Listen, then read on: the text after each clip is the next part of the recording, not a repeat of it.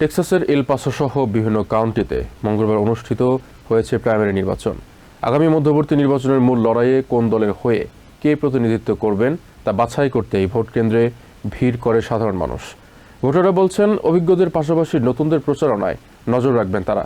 অন্যদিকে swing state north ক্যারোলাইনায় থম টিলিসের অবসর ঘোষণার পর সিনেট নির্বাচন ঘিরেও লড়াই জমে উঠেছে। মঙ্গলবার সকাল থেকেই টেক্সাসের এল পাসোর ভোট কেন্দ্রগুলোতে ভোটারদের দীর্ঘ লাইন দেখা গেছে।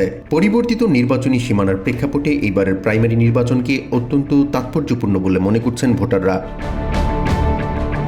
তরুণ প্রজন্মের এই সক্রিয় অংশগ্রহণে টেক্সাসের রাজনীতিতে নতুন মোড় আনতে পারে বলে ধারণা করছেন ভোট দিতে আসা ইউনিভার্সিটি অব টেক্সাসের শিক্ষার্থী প্যালোটিও Medina.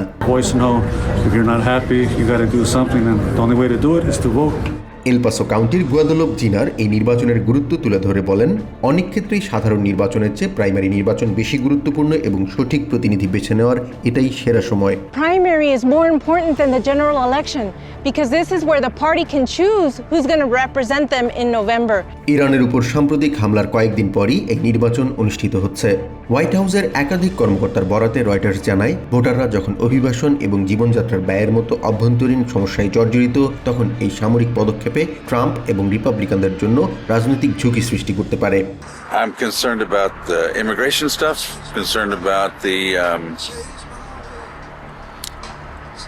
all the stuff with এদিকে রিপাবলিকান পার্টির নীতি নির্ধারকদের সব চোখ এখন টেক্সাসের দিকে। 2 দশকেরও বেশি সময় ধরে সেনেটে থাকা অভিজ্ঞ জন কর্নিন এবার তীব্র চ্যালেঞ্জের মুখে পড়েছেন টেক্সাসের অ্যাটর্নি জেনারেল কেন প্যাক্সটনের কাছে।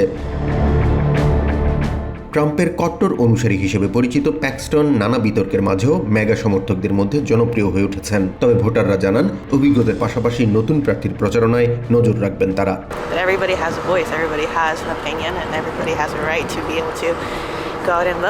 ডেমোক্রেটিক পার্টির মনোনয়ন ঘিরেও লড়াই জমে উঠেছে। ধর্মীয় আদর্শকে পুঁজি করে রিপাবলিকান ভোটারদের মন জয়ের চেষ্টা করছেন জেমস ট্যালরিকো। অন্যদিকে ট্রাম্পের কট্টর সমালোচক হিসেবে পরিচিত জেসমিন ক্রকেট তাকে টক্কর দিচ্ছেন। সলিডারিটি স্ট্র্যাটেজির প্রেসিডেন্ট চাক রোচা জানান, 1994 সালের পর টেক্সাসে কোনো জয় না পাওয়া ডেমোক্রেটরা এবার টেক্সাস ব্লু বা নীল করার স্বপ্ন দেখছেন।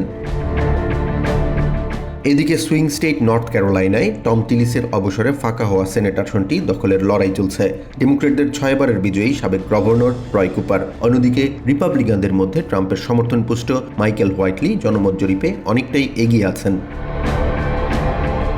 এবারের মধ্যবর্তী নির্বাচনেই প্রথমবারের মতো টেক্সাস এবং নর্থ ক্যারোলাইনায় নতুন নির্বাচনী মানচিত্র ব্যবহার করা হচ্ছে।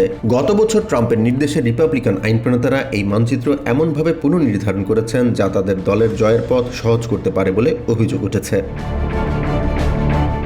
জাহান মিথুন, TVN 24 news desk. New York থেকে সম্প্রচারিত TVN 24 টেলিভিশন বিশ্বজুড়ে বাঙালির কণ্ঠস্বর।